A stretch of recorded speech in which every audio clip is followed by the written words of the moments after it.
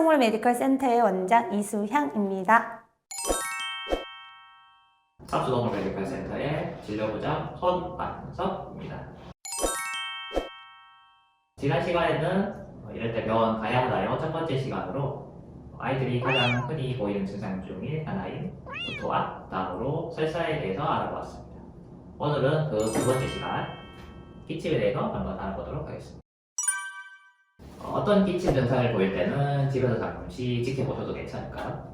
기침에 대해서 문의 주실 때 아이가 갑자기 허걱대면서 숨을 못 쉬는 것 같아요. 천장 보면서 걱걱 소리만 내고 있어요 하면서 당황하시면서 전화를 주시는데 리버스 스니징이라고 주변에 자극되는 요인이나 이런 것 때문에 일시적으로 나타나는 증상일 수 있습니다. 아이들이 흥분할 때도 나타날 수 있고요. 이런 경우는 조금 지켜보시면서 안정을 취하는지 확인을 하시면 대다수의 경우는 그냥 넘어가는 경우로 보여지고요. 또 어떤 경우에는 강한 향기 같은 자극에 의해서 알러지 반응으로 기침을 일시적으로 하는 경우도 있습니다. 그 순간은 기침이 조금 폭발적으로 하는 것 같지만 점차적으로 안정이 되는 양상을 보이기도 하죠. 이런 경우는 사실 가벼운 증상으로 넘어가시면 되는 상황으로 보여지고요.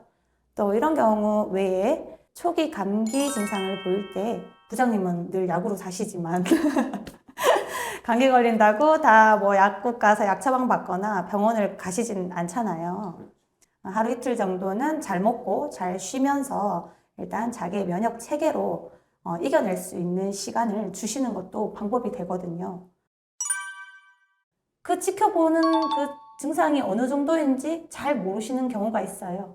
하루에 기침 한 5번 정도, 그리고 콧물이라든지 색깔이 맑고 투명한 경우에 한해서 조금 지켜보시는 걸로 안내를 드리도록 하겠습니다. 이렇게 잠시 지켜봐도 되는 증상들이지만 횟수가 반복된다거나 강도가 심해진다거나 아이의 활력이 떨어진다면 병원에 오셔서 검사를 받아보시는 게 좋습니다. 지금은 당장은 아니지만 빠른 시일 내에 내원하셔서 검사를 받아보시는 게 좋은 경우는 어떤 경우가 있을까요? 하루 이틀 지켜보는데 기침의 횟수가 조금 거슬릴 정도로 횟수가 증가하는 경우, 그리고 이제 분비물, 콧물의 색깔이 이제 변하기 시작해요. 노란 콧물이라든지 초록색이라든지 피가 나오는 경우도 있겠죠.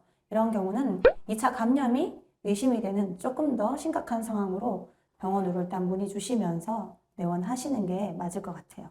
또 한 가지는 아이들이 특정 시간대에 기침을 하는 경우가 있습니다. 이런 경우는 심장사상충을 포함한 심혈관계 질환에 동반된 기침 증상이라고도 의심을 할 수가 있기 때문에 체크를 받아보시는 게 맞겠죠. 기침으로 내원하시는 경우에 기침의 형상, 그러니까 캑캑거리는지 아니면 꺽꺽거리는지 하루에 몇 번 정도 하는지 코에서 아니면 입에서 나오는 분비부의 형상이 어떤지에 대해서 확인하고 오시면은 진료를 보실 때 조금 더 도움을 받으실 수 있습니다. 다음으로 어떤 증상을 보일 때는 병원으로 빨리 내원을 하시는 게 좋을까요? 아이들이 기침을 하면서 혓바닥 색깔이 파래지거나 그리고 눈빛이 평소의 총기를 잃었거나 이런 증상이 보일 때는 사실 조금 심각한 상황으로 인지를 하셔야 됩니다. 그리고 보호자분들이 흔히 약간 혼돈하시는 부분이 폐렴은 일단 기침으로 증상이 심하게 나타난다라고 생각하시는 경우가 많이 있지만 사실은 심각한 폐렴일 경우에는 기침보다는 호흡수의 이상이 더 주증으로 나타납니다.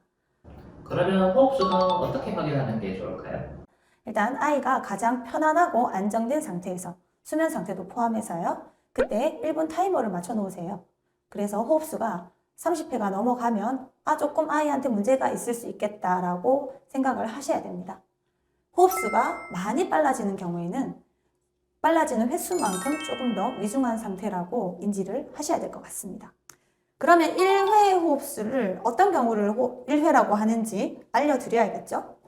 숨을 들이쉬고 내쉬는 거, 이게 1회입니다. 들이쉬는 게 1회, 내쉬는 게 2회가 아니고요.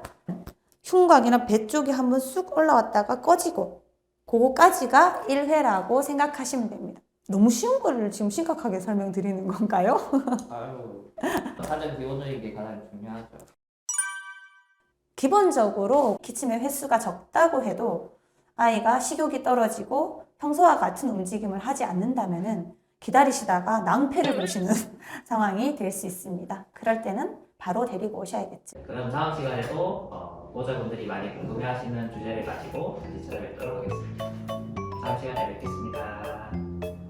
구독.